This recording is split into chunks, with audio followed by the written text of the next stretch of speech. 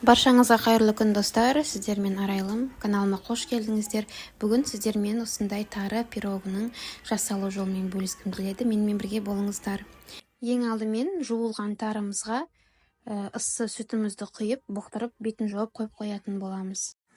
Және де жұмсақ сары майымызға үстінен қантымызды, жұмыртқамызды салып, жақсылап араластырып алып, содан соң ұнымызды салатын боламыз, және де қамыр қопсықшымызды салып, жақсылап жұмсақ қамыр илеп шығаратын боламыз. Мінекей қамырымыз дайын болды, оны салмамыз әзір болғанша тоңазытқышқа сала тұратын боламыз.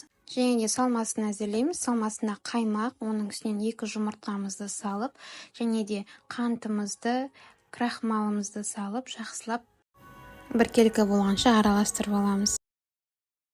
Және салмамыз араласқаннан кейін артынша осылай сгущенкамызды құйып араластырып, және де жаңағы тарымызды салып, салмамызды әзірлеп алатын боламыз. Мінекей қамырымызды осылай менен табамызға жайып шығамыз. Жан-жақтарын, бортиктарын қолымызбен тегістеп, және де жаңағы салмамызды құйып, алдын ала қыздырылып тұрған пешімізге салып алатын боламыз. 180 градуста 35-40 минутта пирогымыз пісіп шығатын болады. Мінекей пирогымыз дайын болды. Суығанша табасынан шығармаймыз, және ортасы кішкене қатайғанша күтетін боламыз.